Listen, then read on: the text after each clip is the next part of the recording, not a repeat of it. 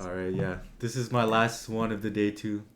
So let's take a look at what you submitted. So you go to University of Florida, Yep. solved 81 leak code questions Yeah. based in Houston, Texas. Cool. What year are you in university? Are you gonna graduate soon? Yeah, I'm a rising senior right now. Okay, so you're looking for new grad positions, Yep. kind of thing. How's that going for you? Have you done internships before? Yeah, I've done two. I'm doing a remote one right now, and on top of that, a government one for a database Nice. thing. So how are you feeling for actually getting a job after you graduate? Are you confident like maybe one of your internships are going to be converted? Uh, no, I think I need to go on the search for that for new Nice. grad. I don't think I'm getting a return offer because Uh, the remote one I'm having right now is going through some financial troubles. So I don't see a return offer for that, yeah. and the government one is not where I want to locate right now. But yeah, Yeah. I mean, yeah. if you saw my latest video, I was talking about how a lot of postings even for summer 2026 are starting to Mhm. come out. So I Yeah. think even for you, you should good thing you're starting to prepare now, Mhm. but you should have your resume ready by the end of this summer. And then September, October, November, you're gonna see new grad postings. You gotta start applying ASAP. Because if you wait till Yeah. January, you wait till December, it's gonna be tough. Or you're gonna miss out on a lot of positions. People would have already taken them. Uh huh. Yeah. Yeah, I have my resume ready and everything. I'm just practicing my lead code right now. So nice, it's been like the past 2 summers I've been grinding like 81 questions. So cool. hopefully I'm ready by the time applications open up. Yeah. So, okay. How are you with the different? Is there any? I'll just ask like, is there anything that is not fair game? Like you can't do linked lists. You don't know heaps. You don't know how to do I can't do everything. dynamic programming or Okay. yeah, I haven't learned that yet. But yeah, Okay. How long have you been on the stream for? Like since the start? since like 30 minutes ago, I've been listening to the guy a little bit since he Nice. solved like the problem too, kind of. Or like since was solving the leak code? Or no? No, since the last guy was solving the leak code, last problem Nice. too with the cousins. Okay. Yeah. Sounds good. I'll throw in a question. I was wondering if I could change the language to. Can I change the Yeah. language? Yeah. Go ahead. Yeah. Go ahead. What Uh, language? I use C plus plus mostly. Nice. Okay. Yep. I actually don't know how to use this, but okay. All right. Okay, I'm gonna throw you the very first question. We're gonna go through one or two questions, depending on Mm. how fast you solve it. We're gonna look for code that runs, and we're gonna run just ensure it runs. Uh-huh. Sounds good.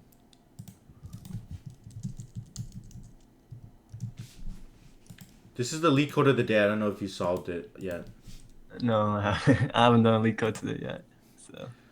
So okay, you're given an integer array of numbers. You're allowed to delete any number of elements from from that array without making it empty. After you perform the deletions, select a subarray of nums such that 1. All elements in the subarray are unique. 2. The sum of the elements in the subarray is maximized.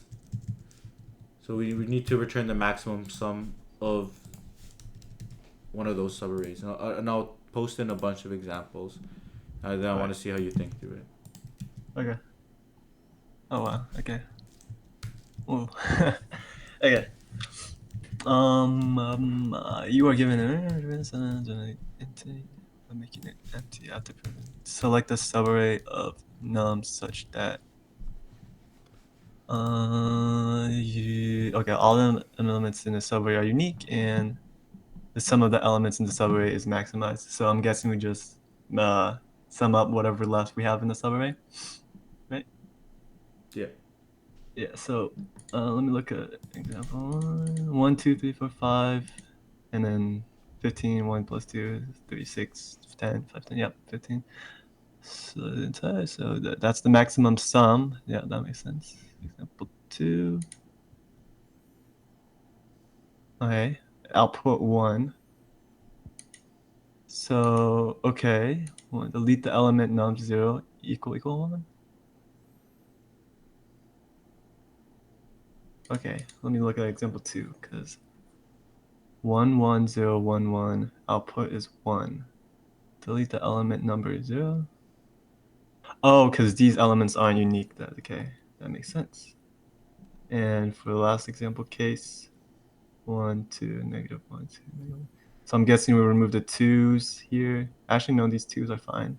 We would remove this unique 1, 2, and it would get rid of the negatives, because anything negative would bring our maximum sum down. So, okay. I'm just right down here. So what we want to do is, we kind of want to go through the whole array, and we want to keep track of the unique numbers. So we want to identify which numbers are unique. Mm. And then we kind of want to delete negative numbers, as those affect our maximum sum, I think. Am I getting on the right track here? So basically, if we have like 1, 2, 3, 4, 5, oops.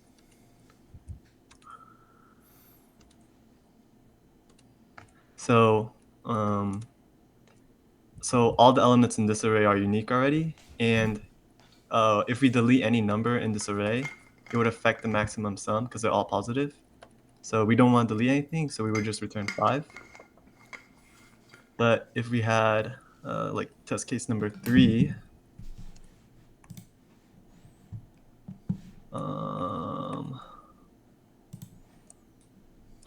so we would go through this array, and then we would find that this -1 affects our maximum sum, and this -2. So we want to get rid of these two things, two numbers, two things, and then we also have this one that's also a duplicate. So yeah, so I'm thinking that we track the unique numbers. We could use, we would only return the maximum sum, so we could just keep track of that while passing through the array. And then we also need to keep track of unique numbers and delete negative. Yep. And 0 doesn't really matter in this case, does it? Delete the numbers 2, 0.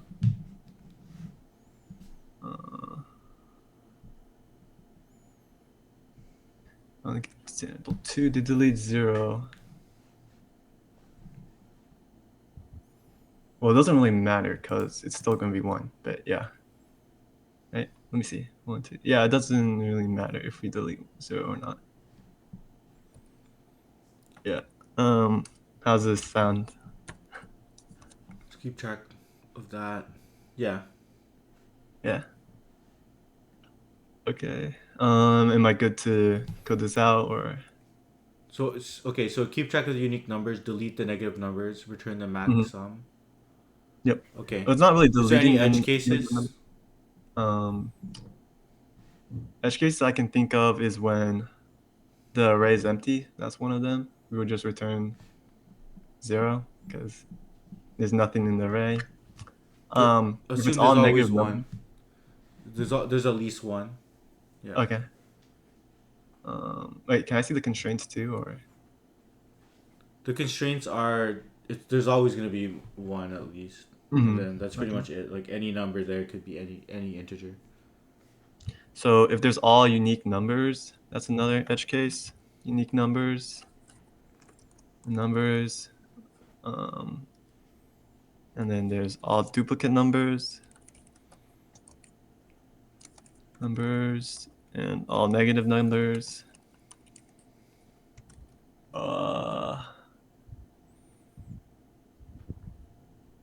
Okay, how would we handle all negative numbers? Um,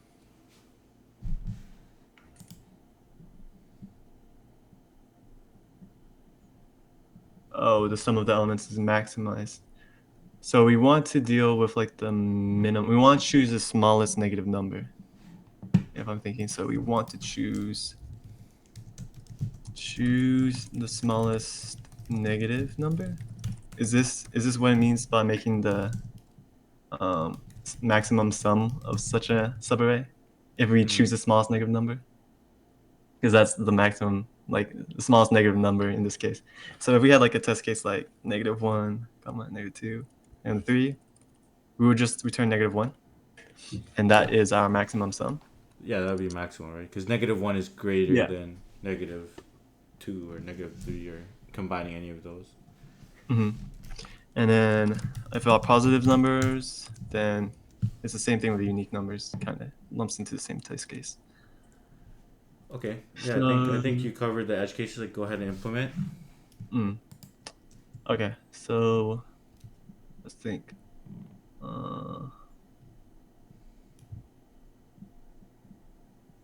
Okay.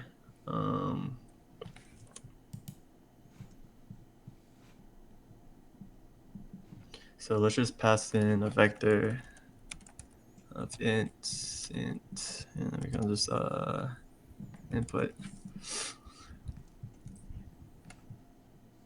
That's fine for now. Okay, so we want to keep track of unique numbers. So I'm thinking of a set of int, and we can call this scene. And then we also want to keep track of, no, we don't want to keep track. We don't have a running sum. Oh my.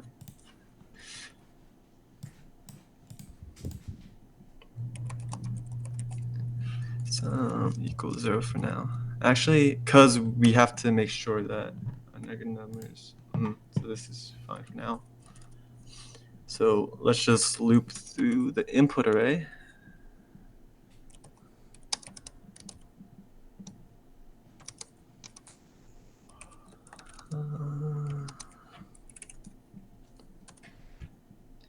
And then, so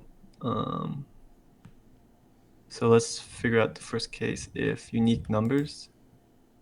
So if the number we're currently at is not in our scene set, we don't add it to the running sum. So scene dot contain, or we can actually just do find. I don't know what version we're in C++ we're running on, but I'll just use find. Input at I is not equal scene dot n.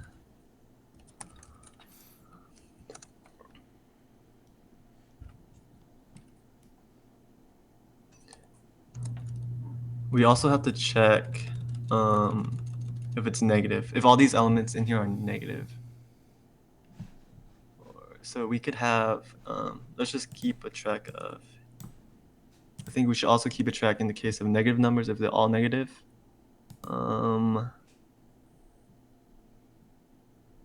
So this would just be a separate case, but smallest number is equal to, I think we can do min, float min, int min, and 16 min for now.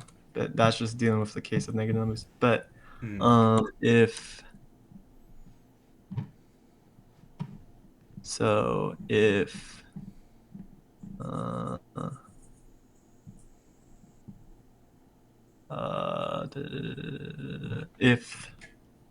if it's found in the scene, and then if input at I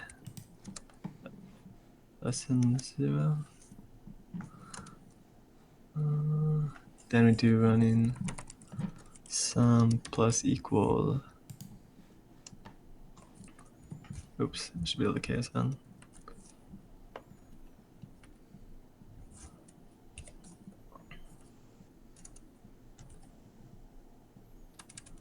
So that would add it into our running sum if it's greater than. But let me figure out the case of negative numbers. This should work. So for all these other test cases. But let me think about negative numbers real quick. If scene dot find equals input is not equal to, then we just Yeah. increase it. Yeah, we would add it to Where do we update the scene? we would update it. Oh, yeah, I forgot to put it in here. Scene dot push. No, insert push. I think it's insert. Input of I. And then let's just say if our smallest number. So let's just say we have a couple test cases here. So and then -5, and then we have another test case of -1, -2, -3. So in this case, so for the first case, we go through here. 1's not in our set, so we insert it and then add it to 1. Same thing for 2. It's not included in the input in the scene set, so we add it. 3, 6. Same thing for 3. And then -5 is also not in it, but because it's negative, it's not added to the running sum. But in the case of -1, it's not greater than 0, so it doesn't get added. -2 doesn't get added. -3 also doesn't get added in this case. So in this case, I want it to add just -1. So let's think.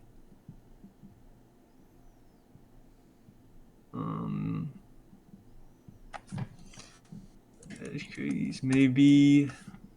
So keeping track of this doesn't make sense because if we did it for this set, it would keep track of -5 and add it. So let's not do that.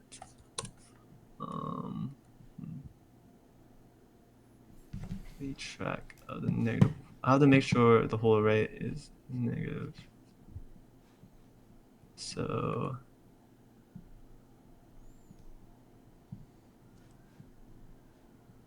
what we could do is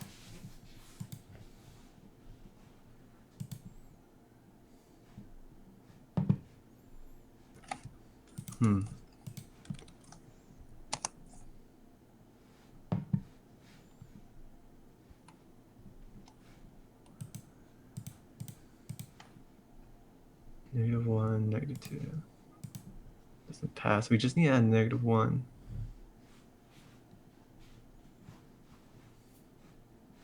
So we could just check. Okay, so we're gonna. I'm thinking like a way we can do this is just if like the running sum is 0 after the end of this. It could be 0 if it's all zeros. Yeah. Or if it's like 0, -1, -2, -3. So you're saying for the test case of this? Yeah, what would be the answer there? 0. Yeah. Oh, okay.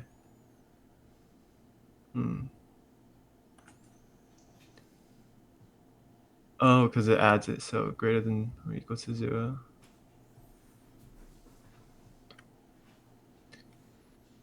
So,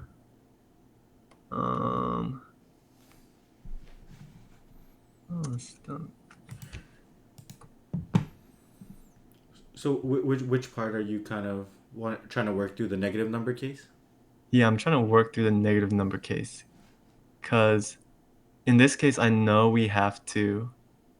So after this code runs, in this case, for the second test case, it will return 0. But if we had like -1, -2, -3,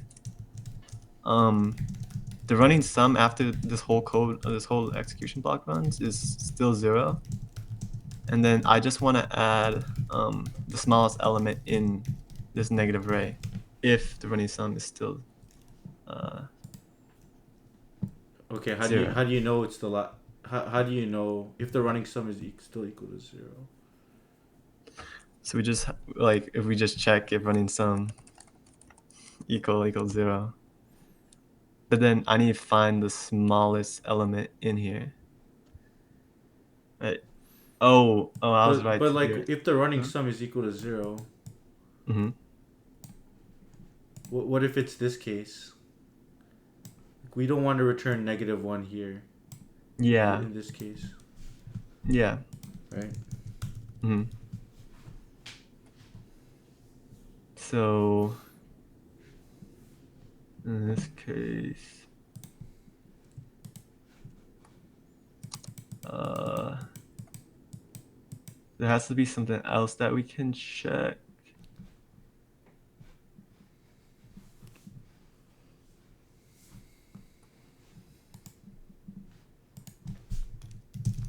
So if scene doesn't contain 0, scene doesn't. So if we can't find 0, then we can add just this into it.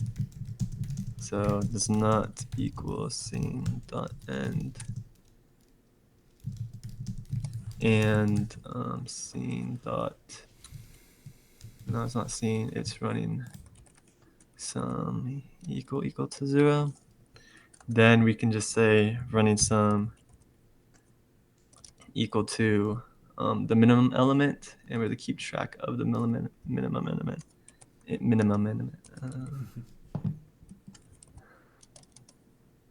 Int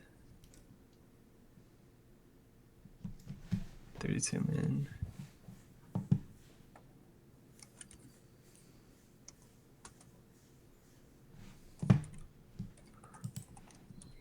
equal. I'm just kind of slow. Was it the minimum? The minimum of smallest number or input of I, because this covers the case where it's less than.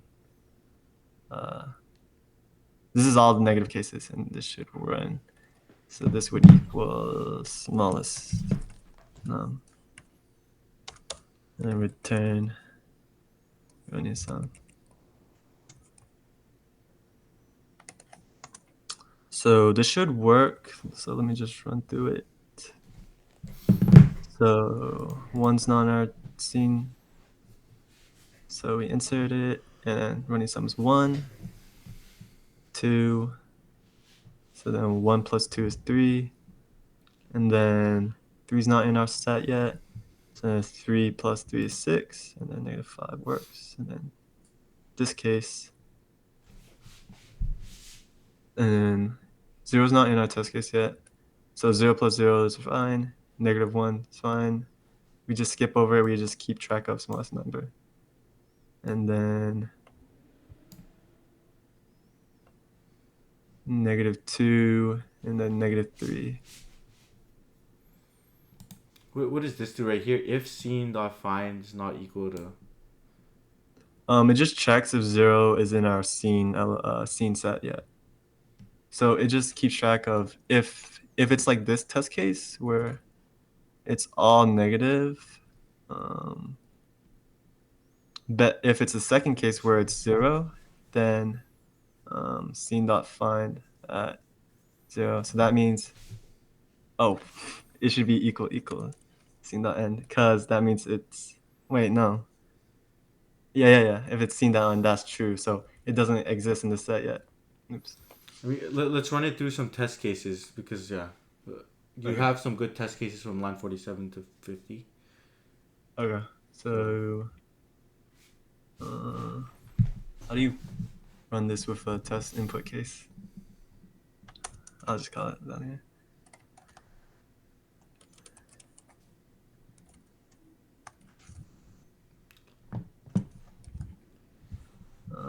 We can call 0, comma.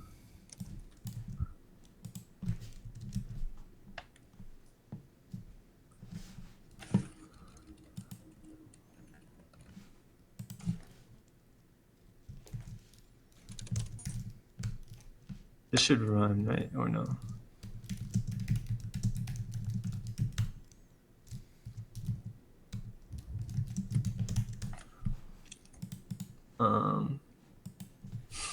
Wait, do you just want to do a dry run, or do you actually want to run the? Print it. Yeah, let's get it working.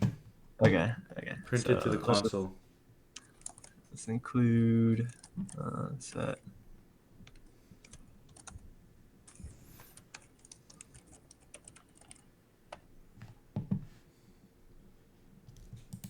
type int.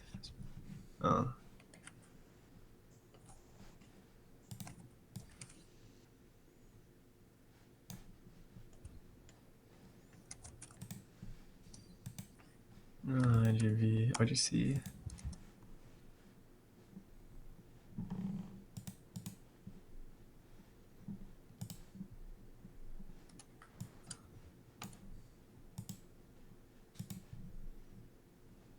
Wait, what? RGC, I mean.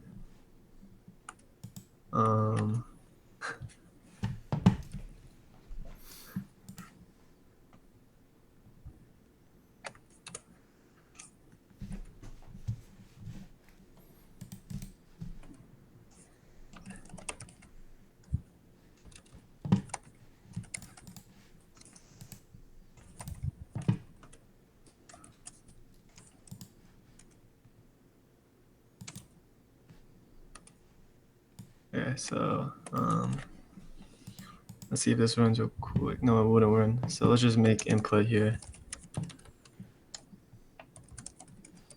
Enter int input equal. Okay, that should work.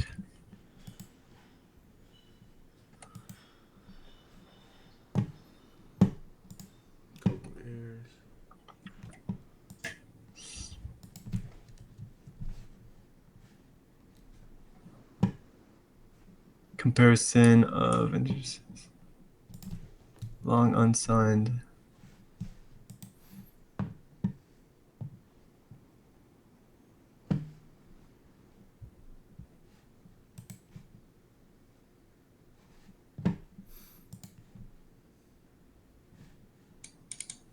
Oh, I can just change this to just a quick hack so we can get this running.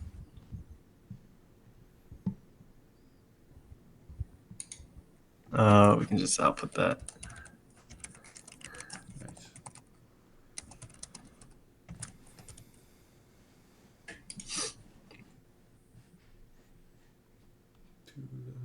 Okay, so now 234.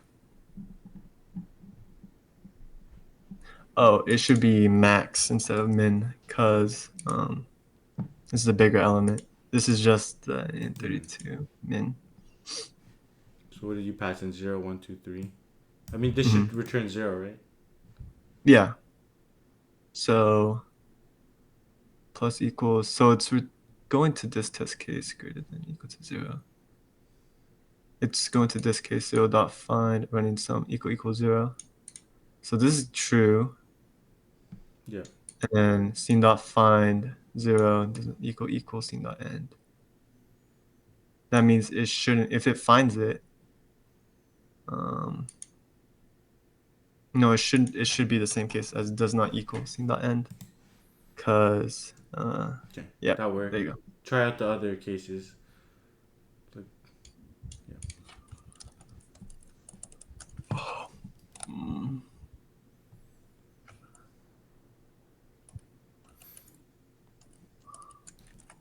1, 2, 3, -5. So the answer is this should be 6, 0. Smallest num plus equal 1, 2, 3, and then my number smallest number. Okay. So when 0, 1, 2, 3, and then smallest number input. Okay, so 1. So it's 1, 2. Else -5 is smallest number. So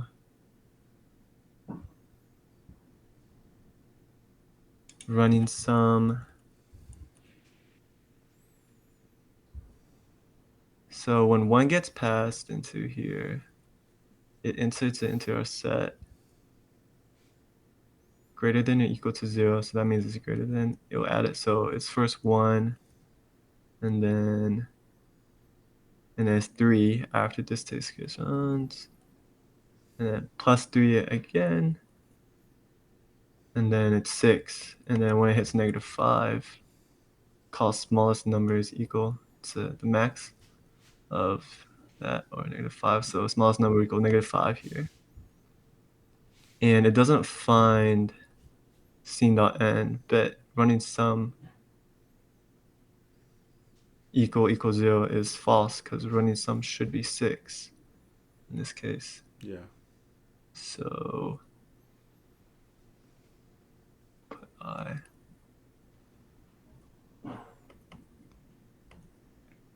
You feel free to run the code as much times as you like. Like, how would you debug this?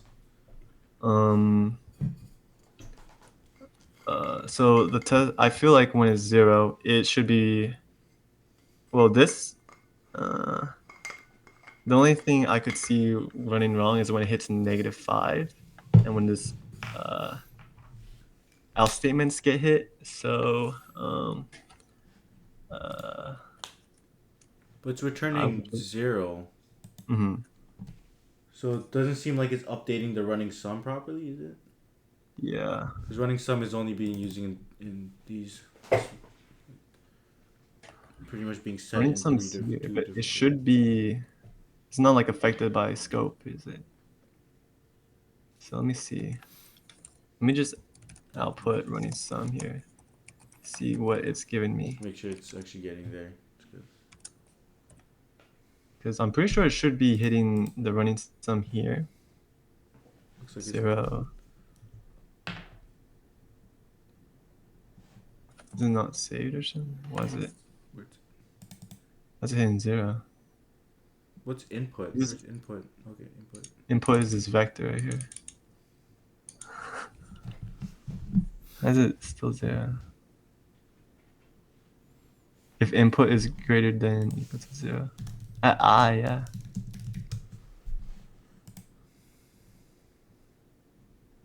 Okay, so is this not evaluating?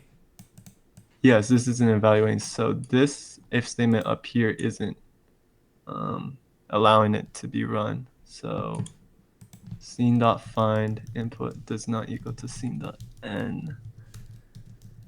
Oh my, honestly. Dot find.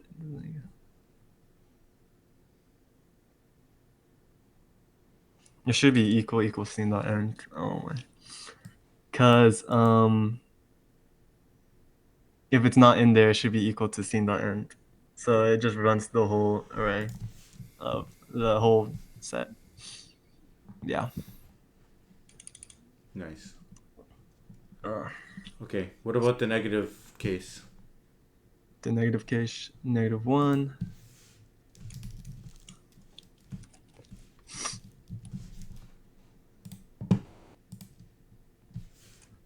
-1, -2, -3. So 0. So in this case, -1, -2, -3. Running sum is 0. I'll make the smallest number. Dot find equals so this code is not getting activated. So should be equal scene.end. So then it reaches the end of the set too. We should hit. Yep, -1. Okay, just test like this 0, 1, 2, 3 one last time.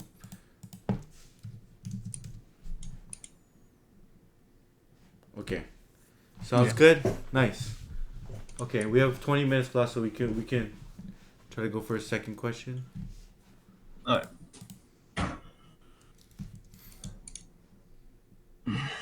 I'll pull it up 1 second. All right, we're gonna go into question 2, the last question of the day.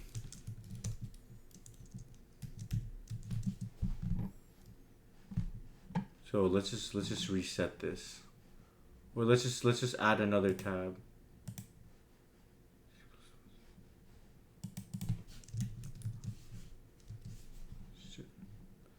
This uses the same one. Reset tab.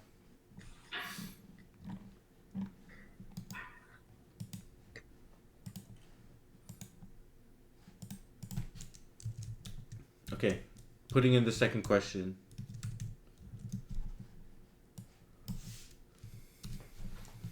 So we're going to be given the root of a binary tree, and the binary tree has unique values and an integer start. At minute 0, an infection starts from that node, and at each minute, pretty much it infects all of the adjacent nodes. So each minute a node becomes infected if the node is currently uninfected and the node is adjacent to an infected node. So we pretty much just need Okay. to return the number of minutes until the entire tree is infected. Okay. Is there some test cases? All right.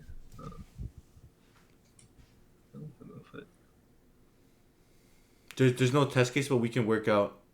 Okay. We can work out. So my first question is, does an infection start at the root? No, it's gonna start at this integer start. Oh, so it doesn't have to specifically start at an integer. You can Okay. start at any node. We're essentially, let's just simplify this. You're given a root of a binary tree with unique values and a starting node. At minute Okay. 0, an infection starts at that. That's starting node. Okay. Each minute, a node becomes infected if it's currently not infected, and then it's adjacent to an infected node. So there's a drawing mode here. So if you wanted to draw it out and ask me questions, clarify. Okay. We can work it through there. But yeah, I'll let you go. Is this? Oh yeah. Yeah, Okay. So 6-sided drawing. so each node is unique, right? Yep. Unique values, and it's a binary tree. So I'm gonna just draw. Actually, I'll just don't need the circles. Yeah.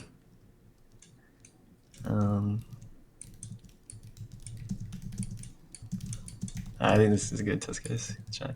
So if we can start at 2, if an infection starts at 2, we would have to explore 4, 5, and 1.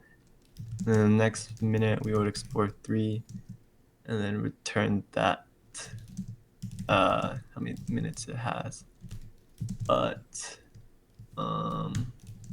I think the first thing we need to do is find the infected node. So we would have to go through the tree first. What is this 0 right here? I try to draw a circle first. Okay. It's not. You just gonna delete that one? Okay. Yeah. But, So we're gonna be given a start, and it's gonna be like 2. Mhm. Yeah. Yeah. So let's say our start is 2. Yeah. Start is 2. Yeah. Start is 2 right here. Mm-hmm. And then we would expand outwards. So we go to 4, 5, and 1 in the first minute because that's all adjacent to this infected node, right? Yeah. Yeah. And then in the second minute, we would go to 3. And that's it. And then what should be the answer there? At minute 0, so when it first gets infected, so this is minute 0, right? So when it first gets infected, so then it should be minute 2. Okay, yeah, Right. makes sense. Yeah. Okay, so first we need to find the starting node that it's starting at. So we're gonna do a DFS first to find, like in this case, we will find 2. So, and then once we find 2, we would have to do a breadth first search, and it would have to go backwards, and then from there we would breadth first search backwards. let's think. We would not breadth first search. We would have to do a breadth first search from 2, and it would have to go back to the parent, and then from the parent we would have to go back to 3. So I don't think a recursive solution for doing the BFS is easy. So would in the case, how, like, are we going to implement this binary tree? Yeah. Okay, so we're gonna be given the binary tree, like class. It's gonna look something like. I'll show you.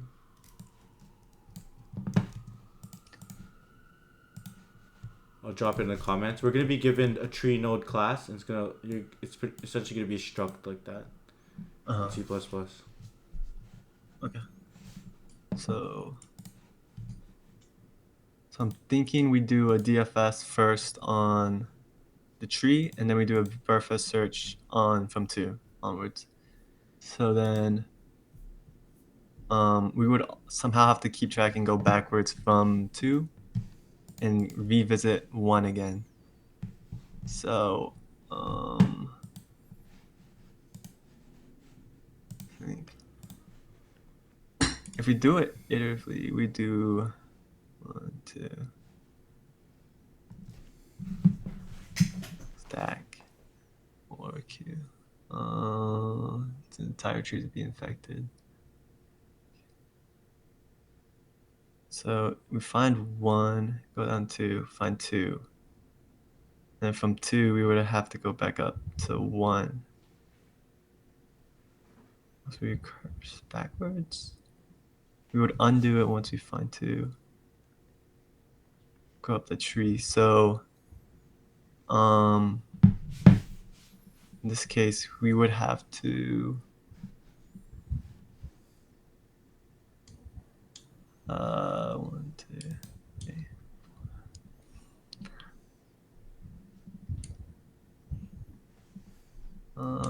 Okay, so DFS first, and then outward back up. So could we do a recursive case? If we go back up here, we can tell it to go down here. Or is this tracking? I'm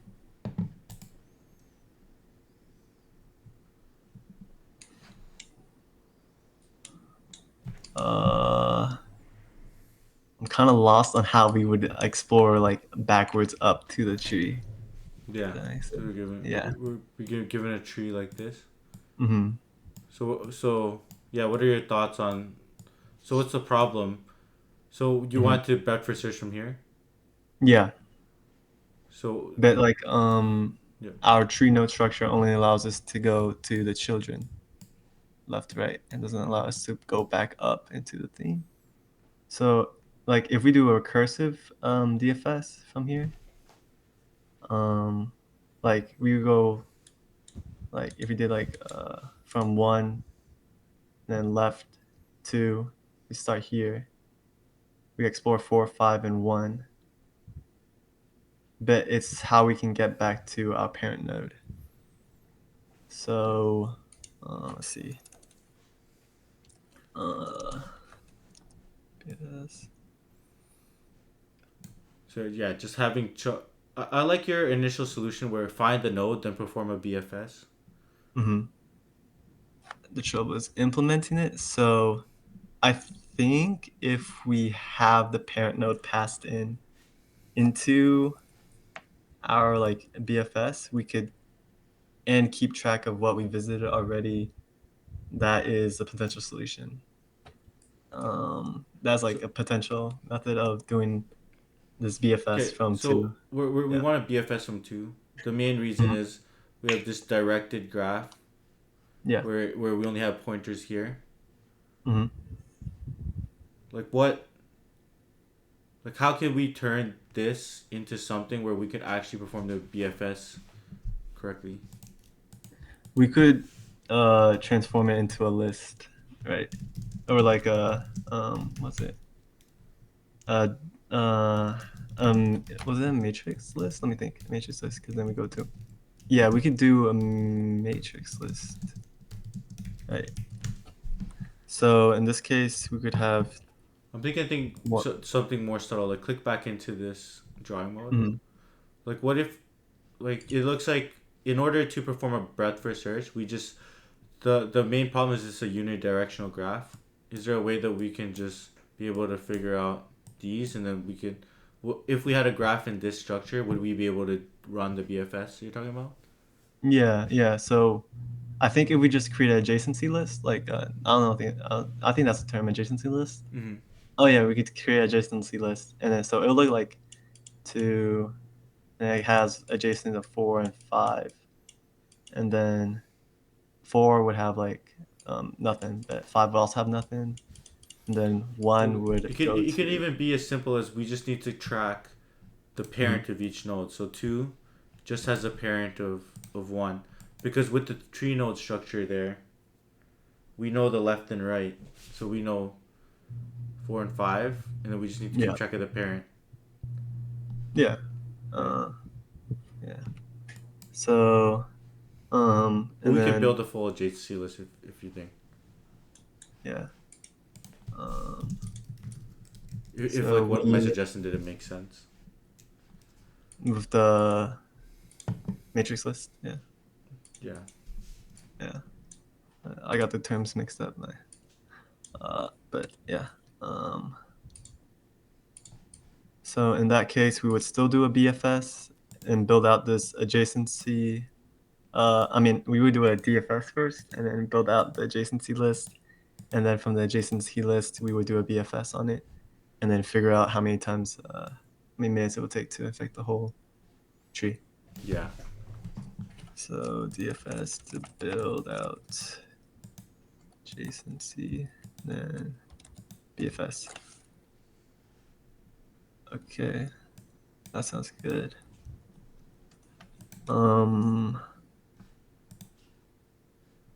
So to build an adjacency list, we could just keep track of it using a hash map. So, and because all the values are unique, that could be our key. It to we could just do. Let's just do a vector event. So let's just make an adjacency list because that keeps things simple. Mm-hmm. Adjacency list, and then we do a DFS on our node root. Let's not worry about that. Root and pass in the adjacency.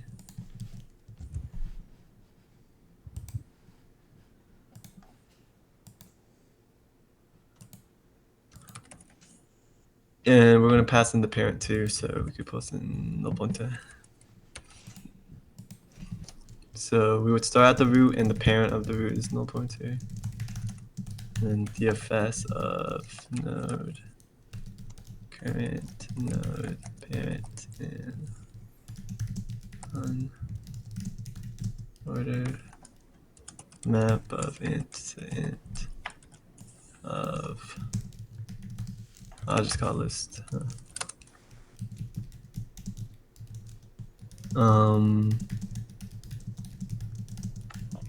So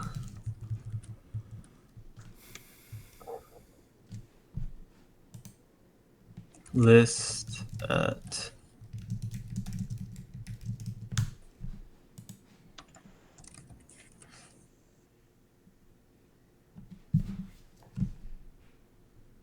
is equal to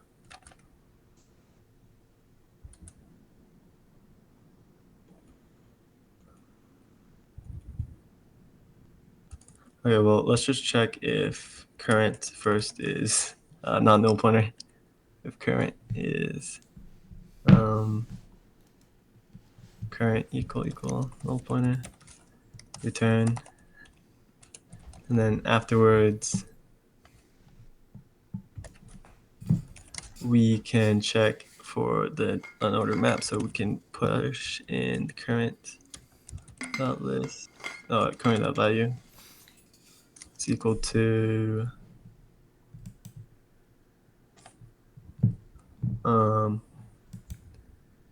was it current right, current left, and current, or just parent.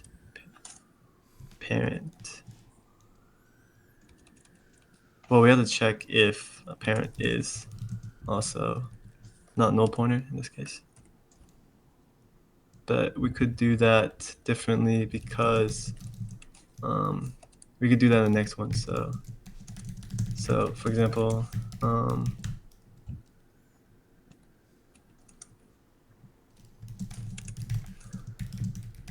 so if parent does not equal null pointer, we can just have list at parent dot value. Okay, Equal to, let's assume you already have an adjacency list. How would you how let's see you write out the BFS. okay, so once we have the adjacency list,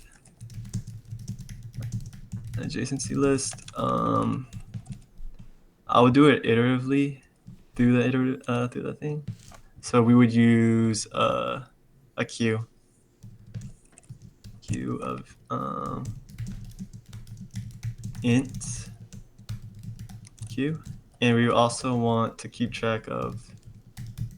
Should we keep track of nodes that we already infected? Yes, we should also keep track of nodes that we already infected. Set of seen, or we can call it infected. And then q dot push adjacency list at well, let's just call this infected value because that's what we're also going to be passing through main. And then, oops.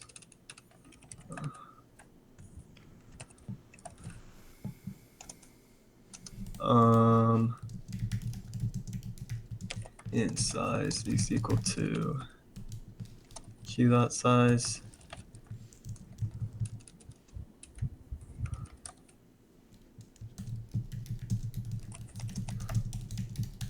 So we want to go through each layer. So if we start at 2, we'll just go through the size at ++.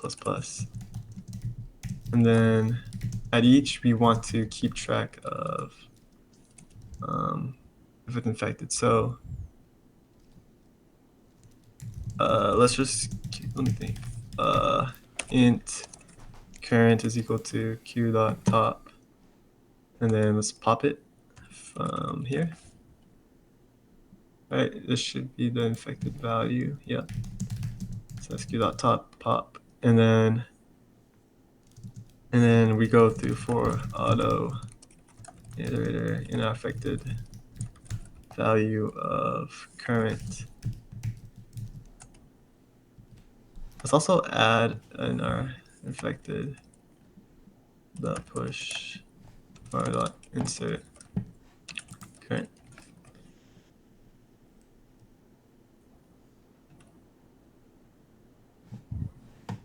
And then if infected dot find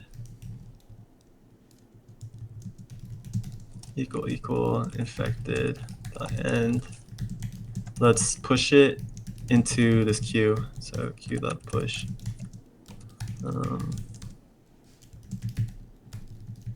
It. And then we should keep track of the minutes too. Minutes equals 0.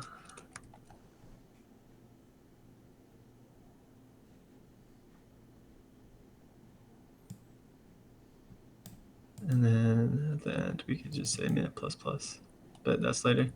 So it goes through all the infected. And then, so in this case, it would go through 2. So it starts off with 2. And then our JSON to have 1, 4, 5. And then, oh wait, I don't need this for loop. Yeah, I don't need this for loop because I'm already going through the adjacency list, which has all the elements that I'm first searching through. So then, What if there's more than, okay, if we go to the drawing here, what if there's like 6, 7. So the first one we knock off this. Second we knock off these. Uh-huh. Second we knock off these. So in the third case, like, is it gonna be there?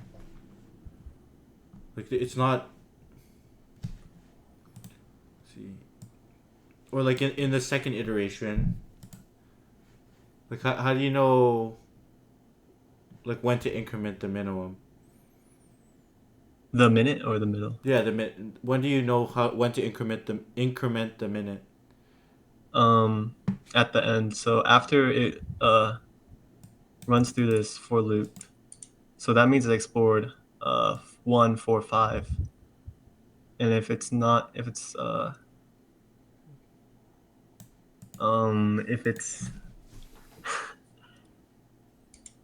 so it should, after we explore these elements, then we increment the minute. Yeah, So after then it'll we do be, 4, 5, and 1.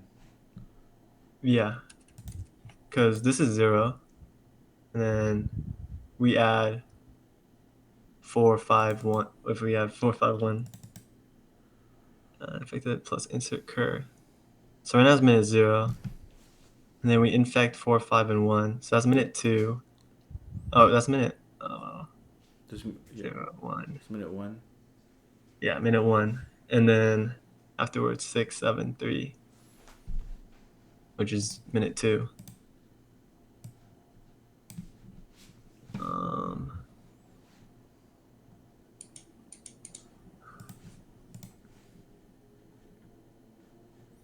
So I think you do need that for loop in order to, like, loop through.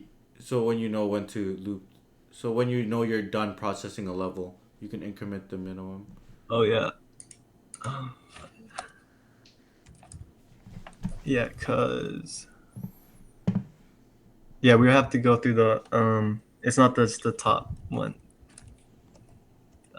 That works on, like, the first level because all of the Yeah. adjacent ones are connected. But for the next level after, you're gonna have to process. Yeah.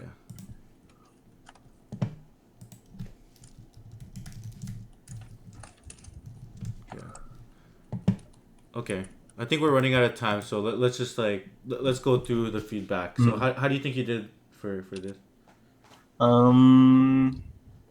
I feel like, I don't know. I feel like I was on the right track with the DFS and BFS, but then I kind of got lost in how to implement it because I was kind of too focused on the BFS, and then I didn't think of like the adjacency list or from the solution set. And then after a while, I started messing up with the for loop in the code, and then I'll spiraled down.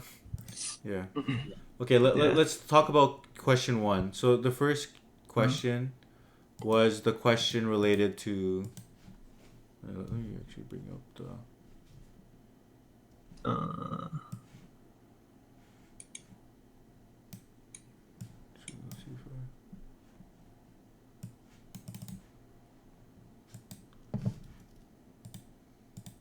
So question 1 was the question around the what's it called?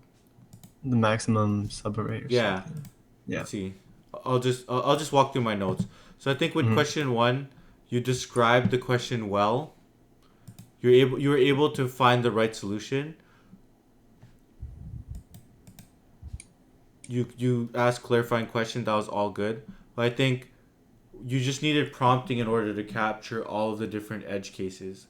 So for the edge case around the negative cases, so I prompted you on that one, and also the negative case if there's zeros, like zeros with negatives. So I think just making sure that when you read through it and implement it, you're able to capture all the edge cases. And I think just working on getting it up and running fast and with no bugs. Yeah. Because I think when I solved it, I was just doing it intuitively, and then I kind of didn't think through the edge cases. Like it wasn't kind of in the back of my mind. I just intuitively figured out that this is what you need to do, and then I didn't think of the edge cases like that. That was good. That was good. I think even if you didn't, the prompting was fine. I don't think I would dock more. I think the main part where I would dock was just where I would have docked on that question was just getting it up and running and working. Yeah. I think there's a few things. It just wasn't working for all the different cases at first, and we had to like run and iterate it. So I Yeah, think and just working on getting it done fast with mm, speed. But I think honestly the question is not that easy. You're able to mm. find it. So problem It was solving is like, not your yeah. issue. It's more just I kind of used templates like when I started coding. So it's like it does not equal scene.find. Like yeah, scene.find does not equal that. But yeah, I kind of wrote that down. Like I didn't really think about like what that means. I just kind of wrote that down because it was like something I wrote myself like a lot of times. Usually yeah, it works. Yeah. yeah. And then for question two, I think you Hmm. found out how you need to do it. It made sense, Hmm. but then you just trip yourself out with well, where you got stuck is where candidates always get stuck when asked this is they realize they need to do a BFS, but then they Hmm. realize that they're given a tree, so it's not in a structure where they can perform a BFS. Yeah. So I think yeah, I mean now you've seen it. I don't think Yeah. you'll fail that question, but Hmm. with a lot of different questions, sometimes you'll see it and sometimes transform or building an intermediate data structure like an Hmm. adjacency list or transforming it slightly like pre-processing it will help you solve the algorithm, so I would just look into that when Hmm. solving other questions. But yeah, I want to ask you this question because it's a Yeah. useful I think. question. Yeah. I don't know. For this one, I got stumped because I was thinking mostly in the tree. I had like this side thought for a second, but I didn't really push into it. I was Yeah, like, what if we convert it to an array? But then I didn't really say that. yeah.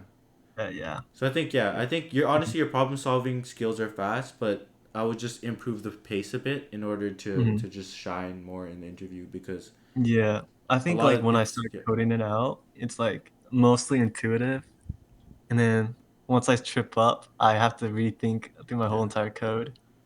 And yeah. yeah, How many questions did you solve? like 81, I Yeah, think. see, you're still haven't solved that many Mhm. questions, and so you're pretty talented. I would say once you get to Mhm. like 150, 200, you're gonna be Okay. just going crazy. So yeah, good job. Thanks Yeah. for coming out and doing the interview. Yeah, thank you Appreciate for it. hosting this. It just No kind of makes me problem. realize where I'm wrong. Yeah, Yeah, yeah. Happy that it helped. thank you. Let me like feel free. When do you need to be ready by? Summer 2026, you said. Yeah, that's when new grads applications start opening up this Yeah, fall. So yeah. I if mean, I keep pass the practicing. yeah, And feel free to book. I'll be posting more like yeah. links later. So whenever you want to do another one, you can find another Hmm. slot. Thank you. Cool. All right, man. All right. Have a good night. You too. See ya. Peace.